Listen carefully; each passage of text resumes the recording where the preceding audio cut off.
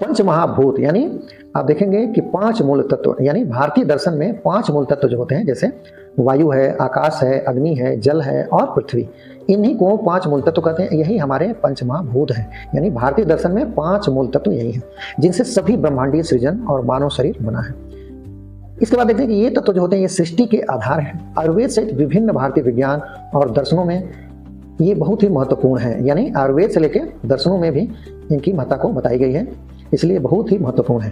प्रत्येक तत्व की अपनी विशेषता होती है, हर जगह होती है, हर चीज़ की होती है, और इनका जो संतुलन है वो शरीर के स्वास्थ्य के लिए आवश्यक भी होता है। यानी सारी की सारी जो तत्व हैं वो महत्वपूर्ण है।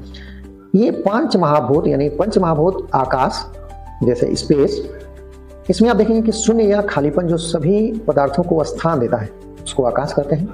वायु दूसरा है, उसमें आप देखते हैं यानी वायु एयर गति और जीवन ऊर्जा प्रदान करता है, ये वायु है।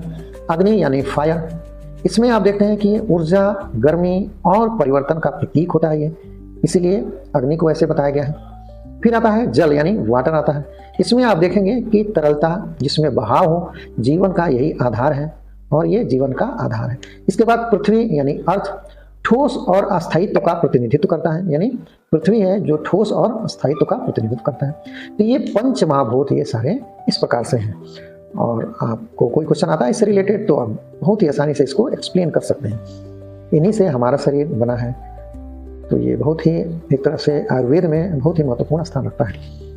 महत्व को देखते हैं तो ये एक तरह से पहला सबसे इंपॉर्टेंट है शरीर का निर्माण। यानी आप देखेंगे आयुर्वेद के अनुसार मानव शरीर इन्हीं 5 तत्वों से बना है, और इन तत्वों का संतुलन स्वास्थ्य के लिए बहुत ही महत्वपूर्ण होता है। यानी जिस रेशियो में होने चाहिए उसी रेशियो में होते हैं तो शरीर स्वस्थ रहता है, इधर उधर होते हैं ऊपर नीचे इनका रेशियो होता है तो नुकसान पहुंचाता है। यानी पदार्थों का आधार जो है न केवल सजीव वस्तुएं बल्कि निर्जीव वस्तुएं भी इन्हीं पंच महाभूत से ही निर्मित मानी जाती हैं।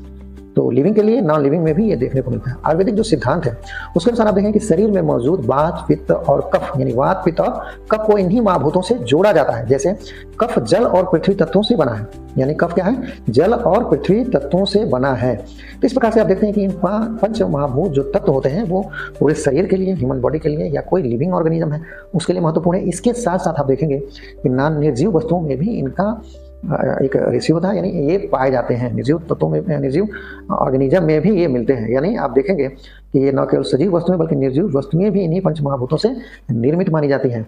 और आयुर्वेदिक सिद्धांत के अनुसार ये वात, पित्त और कफ को इन्हीं महाभूतों से जोड़ा जाता है। जैसे आप कफ की बात हो रही थी, कफ जल और पृथ्वी तत्वों से बना होता है, तो इसलिए ये पंच महाभूत जो तत्व है या पंच महाभूत के बारे में बात की जाती है, बताया जाता है।